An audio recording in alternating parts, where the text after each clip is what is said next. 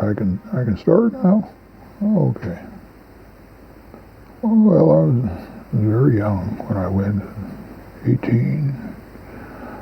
I remember telling my mom and dad that I felt that God was telling me that I had to go and defend my country. So,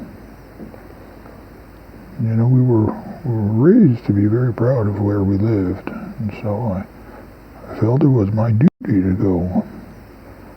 I remember the look in my mother and father's eyes, and they were proud and very sad at the same time. And so I said goodbye, and my two younger brothers and my two younger sisters, and off I went to a place that I'd never seen or heard of before. And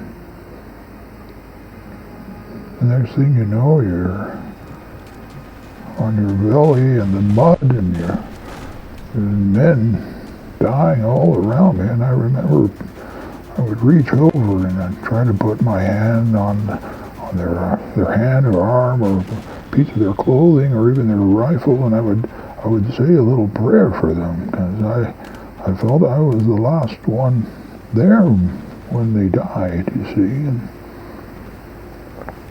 And but as you move forward and trying to gain your boundaries, there were more boys, young boys. They were dying everywhere. So much so that I couldn't even stop to pray for them. There were so many. And I remember at one point I just put my head down and I crawled on my belly. It was covered in mud and blood, I'm sure, and I just closed my eyes and I kept moving forward, hoping that the good Lord would get me through to where He wanted me to be. And all I could say is, God bless them, forgive them, bless them, forgive them, give them comfort, bless them. And there were just so many I couldn't stop to pray for all of them. I remember seeing at one point we got so far advanced that I could see the enemy, all their dead young boy soldiers, young guys. Some of them must have been 15, I would think. They looked younger than me. I remember thinking, these guys are just like me. They look just as scared. And who's running this show? I remember, and I would pray for them as well, because who knows? They were somebody's son, that's for sure.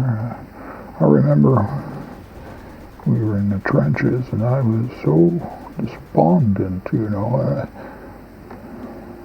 trying not to cry. I would just pray, and I would ask God, what's all this about? And of course, you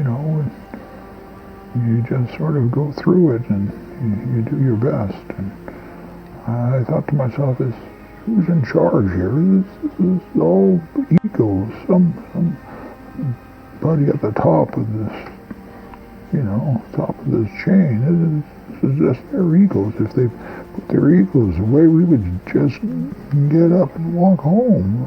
All of us, we'd all live in a free country. But I felt compelled to do what I had to do, and so I did that and came back, and it haunted me for many months. I remember my father would put his arm around me and tell me it was going to be okay. And I remember writing home even, and I would tell them, the Bible tells us about hell, but I've seen hell, Mom and Dad. I've smelt it and tasted it and touched it. I wouldn't wish this on anyone.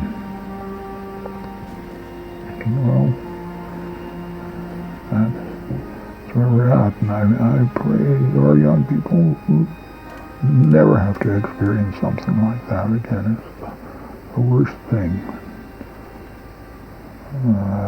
guess God brought me back, and maybe He brought me back to share my stories. We would never forget. That's it.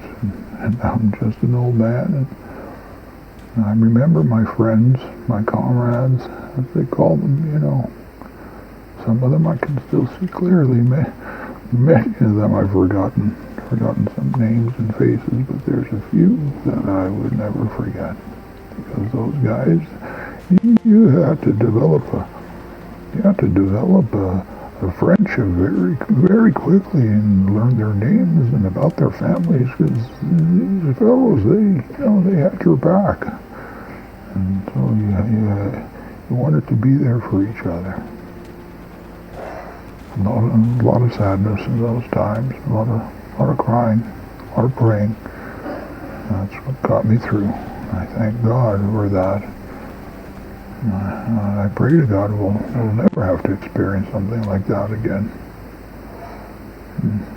Well, I think that's it. I don't have much else to say. All right.